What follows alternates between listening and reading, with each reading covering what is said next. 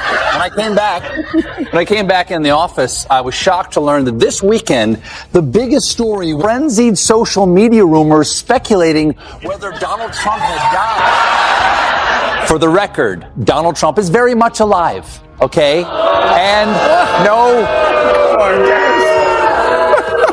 we like our president. And I think that they are going to be very surprised. I'm talking about the Trump people and the MAGA nation by what's going to happen on Tuesday. Not only do I feel, to answer your question 10 minutes later, that I feel the same way that I felt a few weeks ago that Trump is toast. Absolutely. All right, guys, buckle up. The weekend's biggest rumor had social media losing its mind. Was Donald Trump dead? Turns out no, the man is very much alive. But that silence, those empty days on the schedule, created the perfect storm for speculation. Stephen Colbert wastes no time roasting the chaos, turning Trump's absence into the opening punchline of the night. Trump made the announcement during an Oval Office event yesterday where he added insult to invasion. Chicago is a hellhole right now. How dare you, sir? Chicago is not a hellhole right now. Chicago is not a hellhole until February. Then it is a sub-zero windswept vista of frozen Lake Michigan. Listen up, because this is where Colbert and Michael Moore crank the heat. Trump loves to paint himself as untouchable, but under their comedic scalpel, that myth crumbles fast. Colbert turns every brag into a gag, while Moore strips away the businessman legend, showing Trump's fortune as a product of bailouts and branding.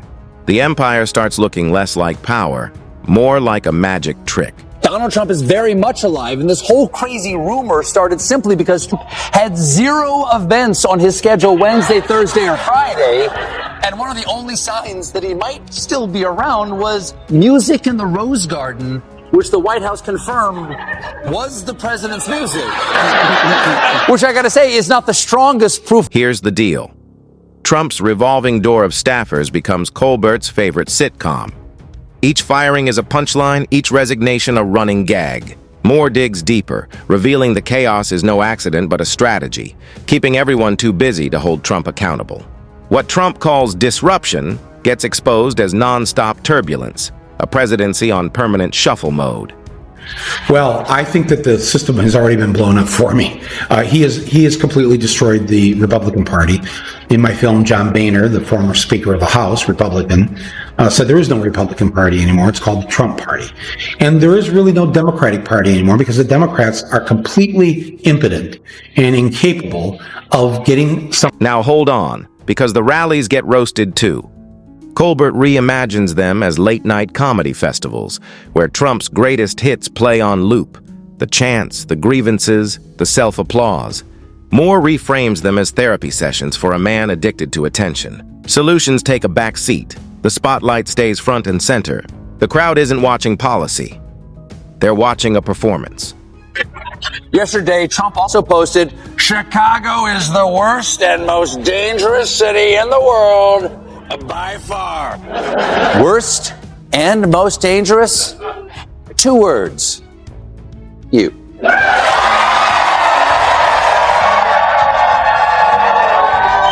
All right, guys, this next part hits hard.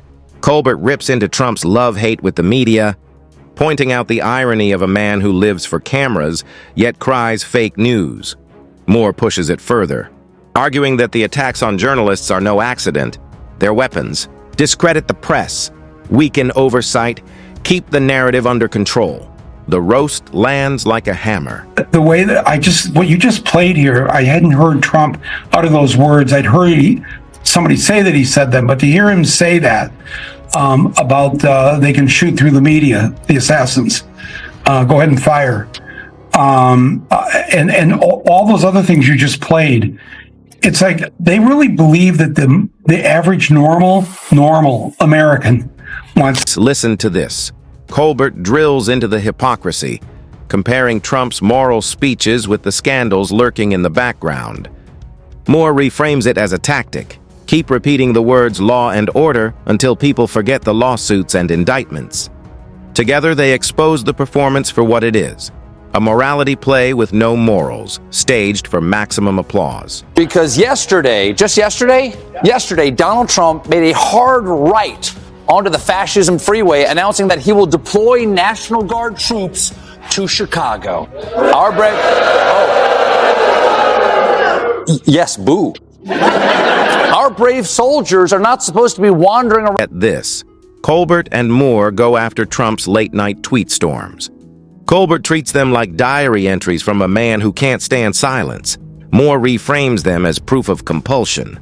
Trump can't let go of the spotlight, can't let a news cycle pass without inserting himself into it. The result?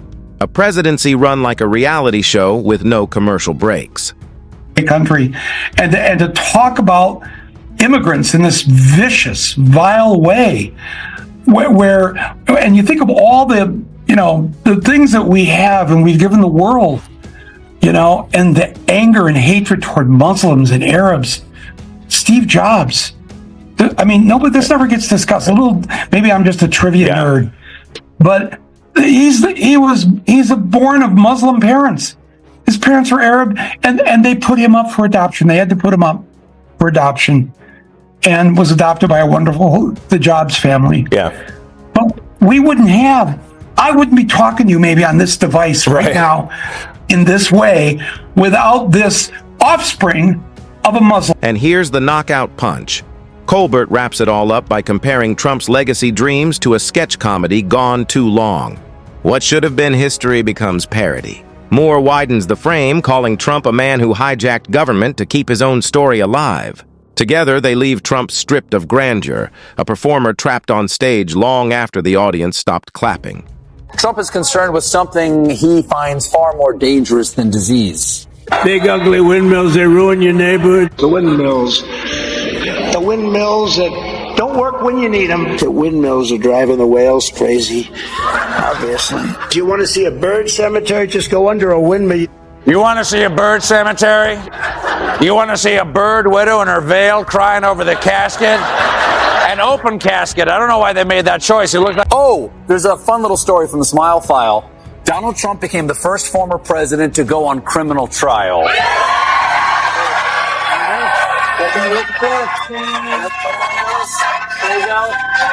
We'll get there.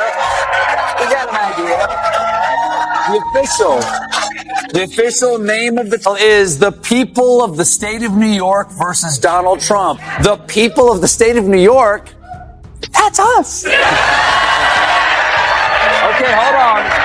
hold on. I know you're excited, but don't cheer too loud. We need you to get picked for jury duty. I just keep wondering the gift that the Trump campaign keeps giving us. I don't think they realize. I don't think they really are in touch with where the majority of Americans are at.